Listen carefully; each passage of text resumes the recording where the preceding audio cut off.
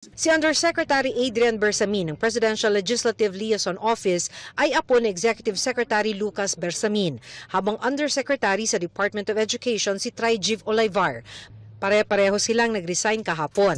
Nako, eto na mga kababayan ko. Eto na yung ikaiiyak na naman ng mga DDS dahil palsipikado na naman yung inilabas nila na issue laban sa ating mahal na Pangulo. Dahil nag-resign na po mga kababayan yung mga totoong sangkot dito sa ugnayan sa 100 billion insertion na sinasabi ni Zaldico dahil ginamit po ang ating mahal na Pangulo, ang pangalan ng ating mahal na Pangulo para makapagsindikato itong mga ito at mapaikot si Zaldico. Ito, magkakasabwat itong mga ito. Kaya para malinis ang hanay at maging maayos ang investigasyon ng ating ICI regarding sa pinaiimbestigahan ng ating mahal na Pangulo, ay tinanggap na po ng ating mahal na Pangulo itong resignation ni Bersamin at Pangandagan. Oo, ito po yung magbibigay daan para maging maayos at maging matiwasay yung investigasyon, mga kababayan ko. So ngayon dito mga kababayan, ito yung mga katangian ng ating mahal na Pangulo na talagang kinabibiliban ko sa totoo lang. Walang kikilingan ng ating mahal na Pangulo rito at walang kinikilingan ang ating Pangulo rito, Lahat ng tiwali, lahat ng sindikato bubuwagin niya. Yan ang tunay na pagmamalasakit. Yan ang tunay na pagmamahal sa ating bansa, Ito po yung kabuuan nung sabuatan na nangyari. Ito po mismo sa hearing po ng Senado ay nabigyan po ng linaw itong ganitong usapin ng insertion sa 100 billion at saan ba talaga napunta ito. Ibang klase ang investigador natin, Senator Ping Lacson pa ba? Diba? So ito yung panoorin natin tong video na to mga kababayan, kung saan grabe yung ginawa ng rito nitong mga tampalasan na to, na gumamit sa pangalan ng ating mahal na Pangulo. At walang kawalayan, kakasuhan at kakasuhan yan. Kasunod ng pagbusisi sa 2025 national budget, kinumpirma ni Senate President Pro Tempore Ping Lacson na totoong may 100 bilyong pisong isiningit dito gaya ng ibinunyag ni dating Congressman Zaldico. Pero paglilinaw ni Lacson, mayroong mga opisyal na tila gumamit sa pangalan ni Pangulong Bongbong Marcos para mapaikot si Ko. Nakatutok si Maki Pulido. Ang akusasyon ni dating Congressman Zaldico, 100 billion pesos ang pina-insert daw ni Pangulong Bongbong Marcos sa 2025 General Appropriations Act nung panahong nasa BICAM na ang budget. At nung naaprubahan na raw ang budget, 25% o 25 billion pesos daw ang napunta kay Pangulong Marcos. Ang sabi ni Ko, dineliver ito sa North at South Forbes Park at sa bahay sa Aguado na malapit sa Malacanang. Matapos niyang busisiin ang 2025 national budget, sabi ni Senate President Pro Tem Ping Lacson, totoong may 100 billion peso insertion. Nakita rin daw ito ni Senator Win Gatchalian, ang chairman ng Committee on Finance. Pero nang kinausap daw ni Lacson si dating DPWH Undersecretary Roberto Bernardo ukol dito, sabi ni Bernardo, ginamit lang ng ilang opisyal ang pangalan ng Pangulo para mapaikot si Ko.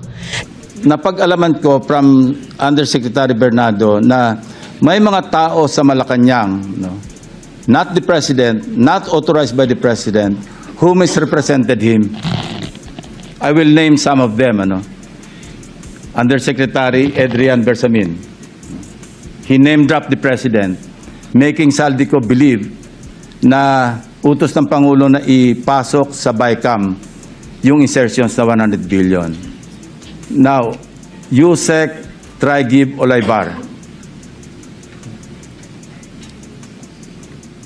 Other personalities. Si Undersecretary Adrian Bersamin ng Presidential Legislative Liaison Office ay apo ni Executive Secretary Lucas Bersamin, habang Undersecretary sa Department of Education si Trygiv Olivar.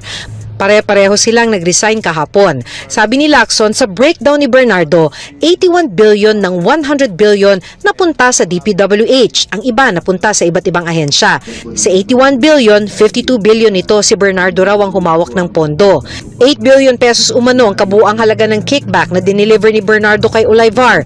1 billion pesos naman kay dating DPWH Secretary Manny Bonoan. At least 10 deliveries. The modus that yung arrangement nila is may tigisa silang armor van.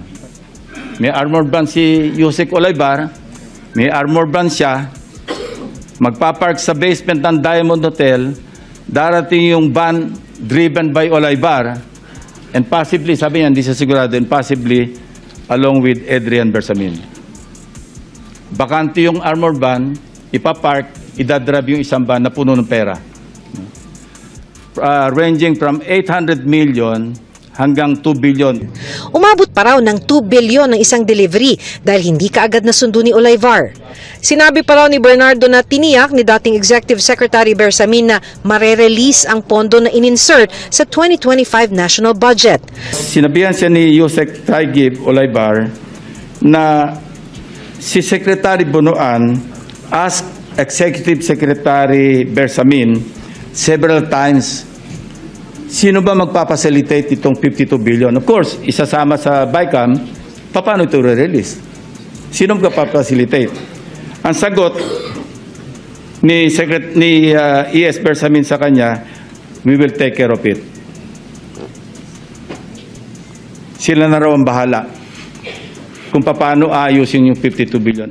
Ang napuna raw ni Lacson matapos busisiin ang budget ay ang allocables o may pondo na pero wala pa namang proyekto. 25.5 billion daw ang allocable ni dating DPWH Secretary Manny Bonoan habang 143.5 billion ang House leadership. Bagong pork barrel ang tawag dito ni Lacson. 143.5 billion. Mag-advance ng 10%. Magkano nawala sa Kaban ng Bayan? 14.35%. Write-off. Nagagaling sa mga contractors. So why would the contractors advance that much kung hindi sila siguradong sila yung mangungontrata? It sucks, Mr. President. Ang mga ibinunyag daw ni Bernardo, kanyang isinulat at ipinadala sa Pangulo kahapon. Nang matanggap daw ng Pangulo ang handwritten statement ni Bernardo, sabi ni Lacson, nasundan ito ng resignations ni na Executive Secretary Bersamin at ni Budget Secretary Amena Pangandaman. Sabi ni DepEd Secretary Sani Angara, nagsumite na rin ng resignation si Olayvar. There were resignations. Courtesy resignation is a euphemism for firing. The President is a very kind-hearted person, no? I would have suggested na tanggalin niya and then order an investigation. Otherwise, how can you insulate the President kung courtesy resignation? Wala pang pahayag si dating Executive Secretary Bersamin sa resignation niya. Patuloy namin siyang kinukunan ng pahayag at ang apong si dating Undersecretary Bersamin at si dating DepEd Undersecretary Olayvar. Si Bonoan nauna nang sinabi na wala siyang kinalaman sa mga maanumalyang transaksyon ukol sa flood control project. Nag-resign daw siya para sa transparency. Nasa labas ng bansa si Bonoan ngayon, sinamahan daw ang asawang nagpadoktor.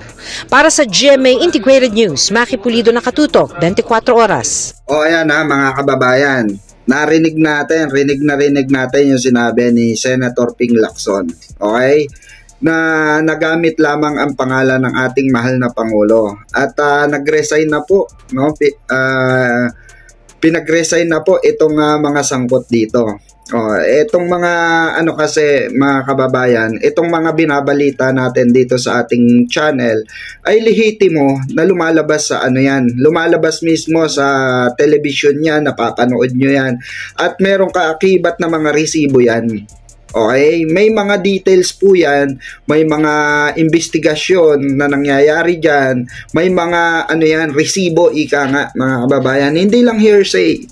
Ito kasi mga DDS trying hard talaga na wasakin ang ating mahal na Pangulong Bongbong Marcos. 'Di ba? Ito po yung kanilang agenda talaga dito sa bansang Pilipinas mga kababayan, sila po yung tunay na mga kurakot. Sila po yung mga tunay na nagpapasimula ng gulo dito sa ating bansa. Sila po yung tunay, no, na puro propaganda, propagandista, nag-hire pa yung mga yan para lang sirain ang ating mahal na Pangulo, mga kababayan ko.